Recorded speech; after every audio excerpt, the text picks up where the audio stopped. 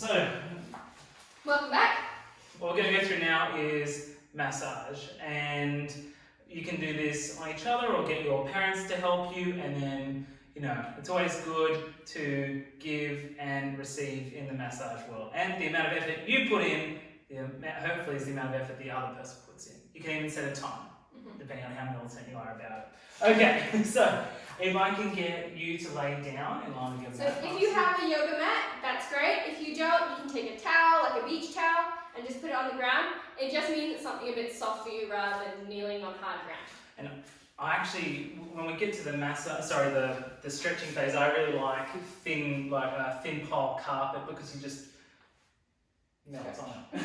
Okay, so rolling over, Marcy. Okay, so yes. Do you want it? Okay. So what we're going to start with is arms by your side. Okay, and what you would start with at the top and then work your way down. Just open this mat close up. Okay, so as we talked about, the traps release very well from massage, and you'll feel the difference. You'll probably get another 5 centimeters or so out of your stretch if your traps are relaxed. So you would do this for about, a minute, 2 minutes or so. Then you move up to the neck, and then underneath. So if you grab your hands like this and push your thumbs upwards just softly, you'll feel the base of the skull, and that is where a lot of the muscles join and where a lot of neck tension is held. So you just want to work through that position as well, and the neck itself, okay? So we want to give ourselves a bit of time to work through that. And then you can also, as we talked about the trigger points, that's also important. There's trigger points up there, up at the base of the skull there, and then throughout the front, above the eyes, and through the scalp as well. So depending on how much time you have, you can work through that as well. This is just more of like an education one rather than talking you through a full massage, which could take, an hour. Okay, then we're going to work through the rotator cuff, as we talked about before, working down through the middle of the spine, and I'm just going to do like a shiatsu style, just small circles, just moving up in the same direction as the muscles. Now, what's great is if you do a good amount of massage and you help a few people out, what you develop is an ability to feel where people are injured without them even telling you, or what would be called subclinical, meaning they don't have pain in that position yet, but when you press on it, they feel a little bit of pain, but you can feel the knot in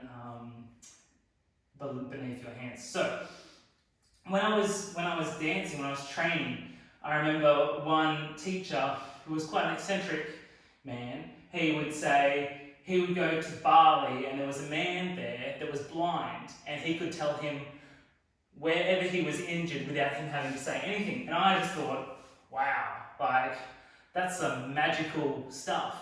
But really, it's actually just feeling that sense of touch and having an understanding of what is happening in the human body. It's not actually that hard. So the more you practice, the better you'll get at it. What I'm working through now is the lumbar spine.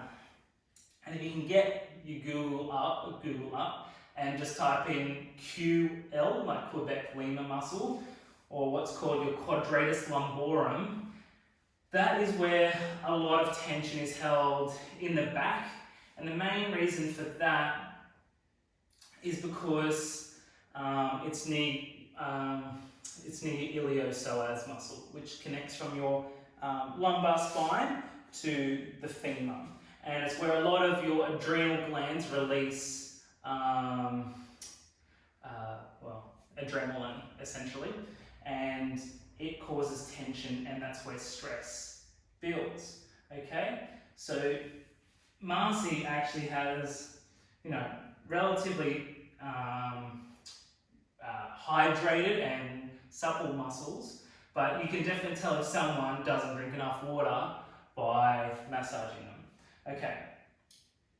So Marcy has a slight problem in her lumbar muscles, but we'll move on from that. You could also do the arms. So in the triceps, on the back end here, there's a major trigger point that most people will be able to feel. Marcy, can you feel that? Mm-hmm. And what does that feel like? It's a bit sore. Okay. And now if you just extend this arm up, yep. There's also one in the forearm. So the one I just touched is here, and the next one will be here. Okay, so you can just check out what the body's doing, how much tension there is in it. So how does that one feel, Marcy? Yeah, definitely feel that. Okay, so that one's just below her elbow. So her elbow's here, and it's just in that position there. But you can play around and you'll be able to figure it out. And then, you know, if you're really nice, you could give them a nice hand massage as well. Now, arms by your side again. Now, with the glutes, you can put your elbow in to the glutes. Obviously, there's a lot of tension in the glutes. You can put your knee into the glutes. I'm not going to do Marcy's glutes, but you could do that. Okay. In terms of the legs, so the hamstrings are called the biceps femoris, meaning the femoral bone, and then there's two muscles going down. Inside that, you should be able to press in between the two and separate the two themselves. So once again, Marcy's not carrying too much tension, but her medial hamstring is a bit tight. Okay, so you would just again move through that muscle, just try and get rid of any tension, and give that a couple of minutes on each leg. Now roll over to your back towards me, so perfect, and just onto the side, this leg down, and then I want a little bit more this way. Your butt, other way, yep, perfect.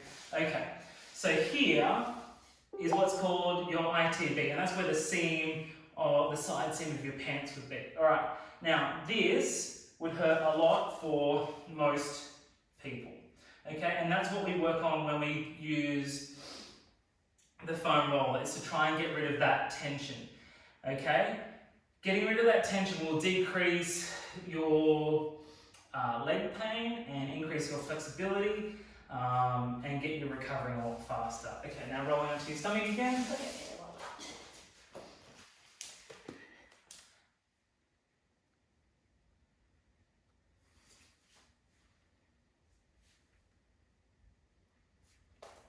Do you want to restart the video? That's fine. Okay.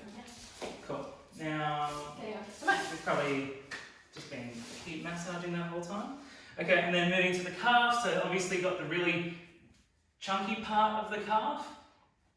You want to focus a lot of your attention to the lateral, so the outside of the calf, that sort of chunky side. And again, look at trigger points for the calf, and that'll give you a good understanding. If a trigger point is active, it's best to just press on it and hold it for 12 to 20 seconds. Release, allow the blood to rush through, try and fix the problem. Then, so I would hold that 12 seconds, then I'd release it, and then I'd give it just generate a little bit, stimulate a little bit more blood flow, and then generally work through the calf again. Okay, on the opposite side, at the front is the tibialis anterior. That is where people get shin splints from. So if you do a lot of running, that can really mess you up. So it's important that you massage that. Does that hurt, Marcy? A little bit. Okay. And then also people have much stronger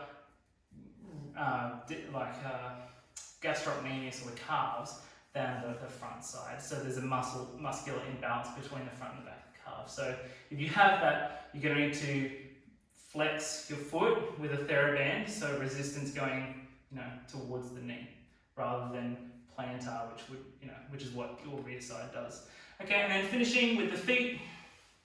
So we have just above the heel is where a lot of people will hold a good amount of tension in the feet, and then working, as we were talking about before, to the big toe, which is the FHL. Okay, so just working through that.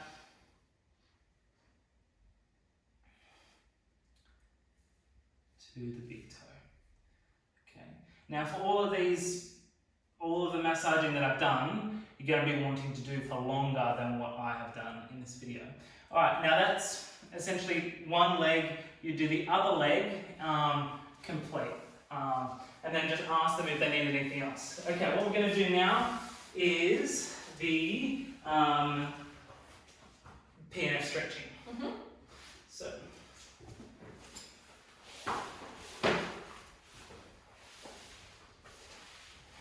So Marcy should be quite, we've just increased the blood flow through her whole body. All the muscles, they should be quite warm. You'd hopefully have done a little bit of a warm up, maybe had a shower or something before this.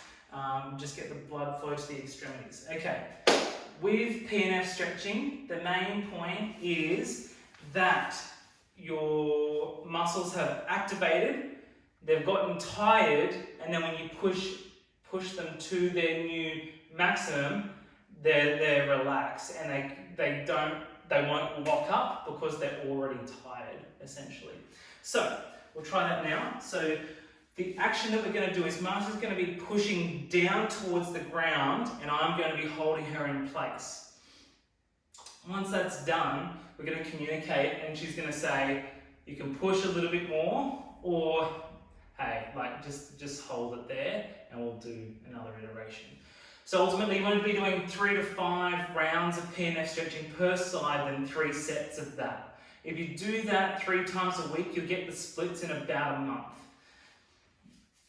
Okay, so at the moment, I'm feeling a bit of tension at this point. So that's where I'd like to start. You could get someone else to hold the opposing leg down, because as soon as she starts pushing down on this leg, this other side is going to come up. Okay, but I'll just put my other knee down, just above the knee, not on the knee, and my opposing shoulder just ready. So, okay, so now Marcy, push down, 2, 3, 4, 5, relax, and now moving up, and now push down, 2, 3, 4, 5, and Marcy's good, she's naturally pushing very hard. Okay, so now we've got to 90 degrees. Okay, so the other thing that we have to consider is the hips rolling up like that. We don't want that to happen. Keep your butt on the ground. Keep your neutral position. Okay, so how does that feel? Yeah, that's good. Good. Okay. Yep, good. Now, some people are and we're going to relax there. Now, some people will have their legs all the way up there, and essentially at that point, you're beyond what the benefits of PNF are giving you. Because the middle stages of flexibility, so let's say you can touch your toes, but you can't do the full splits, that's the really hard part. But once you get beyond that, your ability to stretch is a lot better. Yes, it will still hurt, but you're seeing the progress, you're seeing positive progress, and it becomes easier because you're having small wins. Okay, so that was one side 3 times. We would do the other one, and then we would do both legs another 3 times, as I said before. But that's it for PNF stretching. Did you want to add anything, Marcy? No, I think that's pretty good. So you take turns and make sure you finish. So you could finish the round, and then you swap, and then you go back. Yes, that's probably a better way of doing it, yeah. So you would do 3, 2, 3, push, relax, 1, 2, 3, push, relax, and then swap to the other person. Yeah. 3, 3, swap back, 3, 3, swap back, 3, 3, swap back, last round. So all together, each of you get 3 turns. If you don't have a sibling, or you don't have a parent and wants to do this with you, you can, if you had a band. Well, rope can like Oh, yeah, you could use like a rope. cord. And you could use the rope to kind of help you to pull, but you just got to make sure that your head doesn't come up too high. Yeah, and as well as a towel. A towel is good because the towel kind of wraps around your heel as you pull it down. So you put it around here. Yeah, so you would. Yeah. So you put it around your leg like this. Hang on, there's just a bit of material here that we can use. But yes, you take the towel like this and you put it there. This one's a bit short, but that would help you to pull. Yeah? Yeah.